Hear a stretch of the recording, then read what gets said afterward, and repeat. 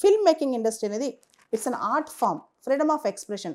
వాళ్ళు తక్కువ ఖర్చులో మంచి లొకేషన్స్, మంచి ప్లేసెస్ కానీ వాళ్ళకి అన్నీ చూసుకుని, అంటే ఆ లొకేషన్, ఆ ఫిల్మ్, ఆ స్టోరీ, ఆ నరేటివ్ ఎక్కడ ఫిట్ అయితే అక్కడికి వెళ్తారు. డొనాల్డ్ ట్రంప్ ఎవరు చెప్పడానికి? మీరు బయట సినిమా తీసి హాలీవుడ్లో రిలీజ్ చేస్తానంటే నేను 100% టారిఫ్ వేస్తానని.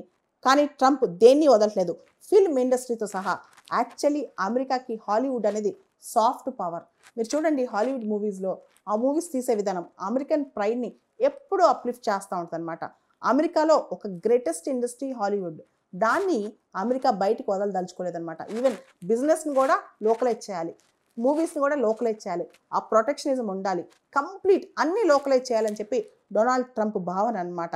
ఇక్కడ సినిమాలు కూడా దానిలో భాగమే. హాలీవుడ్ అనేది చాలా హాలీవుడ్ మూవీస్లో ఎండ్లో చివరికి వచ్చేసరికి అమెరికా గెలుస్తుంది, అమెరికా ఫస్ట్, అమెరికా ప్రైడ్ కాపాడాలి అని చెప్పి. అలాంటి టాప్ మోస్ట్ మూవీస్ ఎన్నో వచ్చాయి Hollywood movies.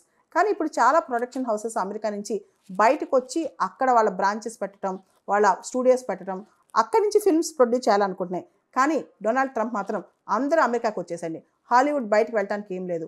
We want movies made in America again, we want movies made in America again, లేకపోతే మేము ఊరుకో అని చెప్పి ఇమీడియట్గా యుఎస్ కామర్స్ సెక్రటరీ, అంటే మన కామర్స్ మినిస్టర్ లాగా హావర్డ్ లుట్నిక్ అదే యాక్షన్లో ఉన్నారు, అదే పని మీద ఉన్నారు. ఇప్పుడు యుఎస్ ప్రొడక్షన్ కంపెనీస్ అన్ని కూడా ఓవర్సీస్ వెళ్ళిన వాళ్ళందరూ వచ్చేసేయాలి, ఇమీడియట్గా అమెరికాలోని సినిమాలు తీయాలని చెప్పి డొనాల్డ్ ట్రంప్ గట్టిగా వార్నింగ్ ఇచ్చారు హాలీవుడ్కి.